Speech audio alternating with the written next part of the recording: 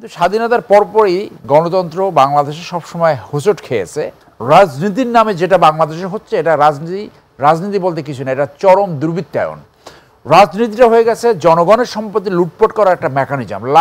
রাজনীতি হয়ে গেল একটা চুরি, ডাকাতি, বদমাশি, দুশ্চরিত্র কাজ, বিদেশে মানি লন্ডারিং, এইটারই একটা শক্তি। দেশকে যদি একটা মরা গরুর সাথে আপনি তুলনা করেন, তাহলে রাত্রে খায় শিয়াল এবং বিড়ালে, আর দিনে খায় শকুনে।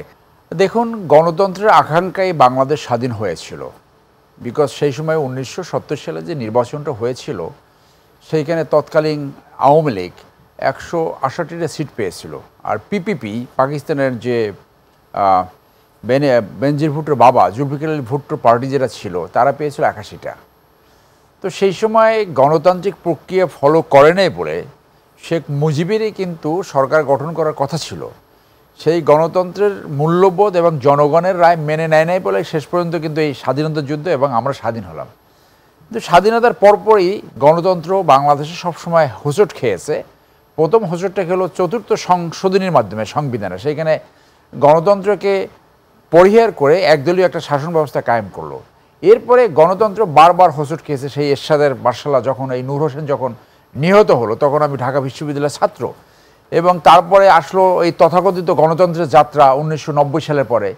কিন্তু এই গণতন্ত্রের যাত্রা আমরা দেখলাম যে ক্রমান্বয়ে গণতন্ত্র থেকে একটা স্বৈরতান্ত্রিকতা, এবং সেই স্বৈরতান্ত্রিকতা থেকে একটা ফেসিজম সৃষ্টি হলো 2009 থেকে 2024-এ, যার জন্য নূর হোসেন জীবন দিল সেই এরশাদের যে শাসন ব্যবস্থা, স্বৈরতান্ত্রিক শাসন ব্যবস্থা, সেইখান থেকে, এবং আবু সাইদ সহ 1500 মানুষের জীবন গেল এই নেস্টি ফ্যাসিজমের কারণে।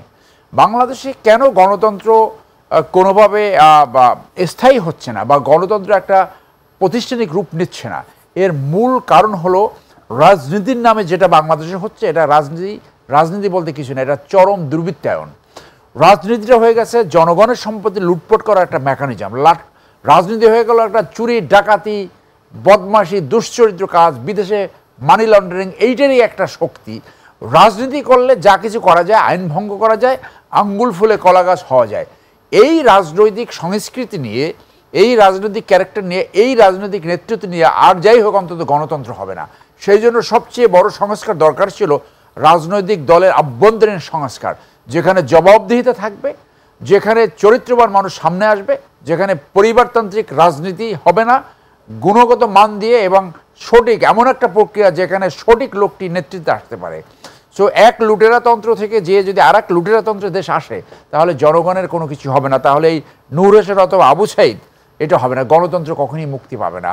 বাংলাদেশের দুর্ভাগ্য, আমাদের রাজনৈতিক দলগুলো সবসময় নিজেরা গণতন্ত্রের কথা বললেও তাদের নিজেদের ভিতরে গণতন্ত্রের চর্চা করে না।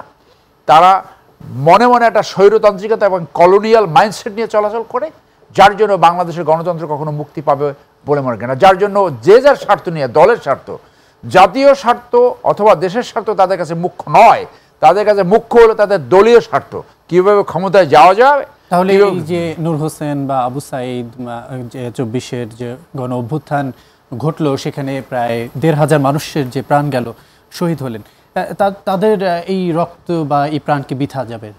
বৃথাইতে যাচ্ছে। আজকে যে আকাঙ্ক্ষা নিয়ে এই গণ অভ্যুত্থান ঘটেছে, যে বিপ্লব ঘটেছে, তার কোনো আকাঙ্ক্ষা কি আসলে বাস্তবায়ন হচ্ছে? আজকে তো সেই আকাঙ্ক্ষা ছিল যারা গণহত্যাকারী, যারা দেশের টাকা সম্পদ ব্যাংক লুণ্ঠন করে বিদেশে নিয়ে গেছে, তাদের অন্তত আজকে 100 থেকে 200 জনের বিচার হওয়া উচিত ছিল।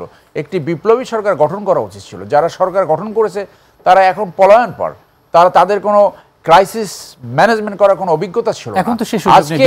আজকে আপনি এত বড় একটা ঘটনা পরে, দীর্ঘ 16 বছরের ফ্যাসিজমের পরে, আপনি একটা ওয়েস্টার্ন ডেমোক্রেসি চর্চা করা শুরু করলেন, যেখানে মিনিমাম 1 থেকে 2 বছর রাজনীতি বন্ধ থাকা উচিত ছিল। এমন একটা বন্দোবস্ত হওয়া উচিত ছিল যে খারাপ লোকগুলোকে, যারা দুর্নীতি করেছে, যারা এই গণহত্যা করেছে, তাদের বিচার কমপ্লিট করে, রিকোয়ার্ড সংস্কার করে তারপর রাজনীতি ওপেন করা হচ্ছিল। এই ধরনের পরিস্থিতিতে 1-2 বছর রাজনীতি থাকে না, সেইটাই স্বাভাবিক।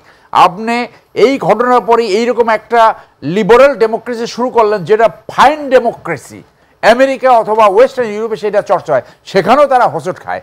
এইরকম একটা পরিস্থিতিতে আপনি সেই রকম একটা ডেমোক্রেসি প্র্যাকটিস করেন, যার জন্য মানুষ এখন রাস্তায় চলাচল করতে পারে না, যার পারিবারিক প্রবলেম থেকে শুরু করে যাকে যে কিছু যেন রাস্তায় নেমে যাচ্ছে।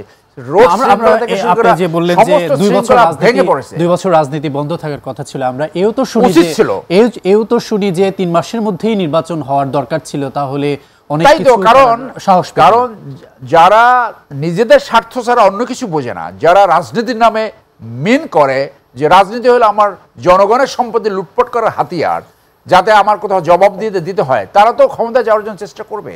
তারা তো জনগণের স্বার্থ, দেশের স্বার্থ তাদের কাছে অতটা ইম্পর্টেন্ট নয়। সেই জন্য বলে আজকে যে কারণে হইলো, যে আকাঙ্ক্ষাগুলো সেগুলো তো ওয়ালে লেখা ছিল, সেইটা 2 দিনে ভুলে গিয়ে এখন যে যার মতো করে এই বাংলাদেশকে যদি একটা মরা গরুর সাথে আপনি তুলনা করেন, তাহলে রাত্রে খায় শিয়াল এবং বিড়ালে, আর দিনে খায় শকুনে।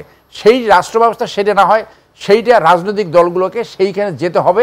দলের ভিতরে আগে সবচেয়ে বড় সংস্কার কথা জবাবদিহিতা, দুর্নীতি নিবারণ, এবং ওই প্রক্রিয়া যে প্রক্রিয়ায় ভালো মানুষ রাজনীতির শীর্ষে আসতে পারে, দেশের স্বার্থ এবং জনগণের স্বার্থ বুঝে। এই জন্যই বারবার এই হোঁচট খাচ্ছে, গণতন্ত্র মুক্তি পাচ্ছে না। নূর হোসেন সহ আবু সাঈদরা বারবার তাদের জীবন দিয়ে আমাদেরকে শিখিয়ে দিচ্ছে, আমরা সেই থেকে কোনো লেসন লার্ন করতে পারছি না। অনেক ধন্যবাদ ব্যারিস্টার এম সরওয়ার হোসেন।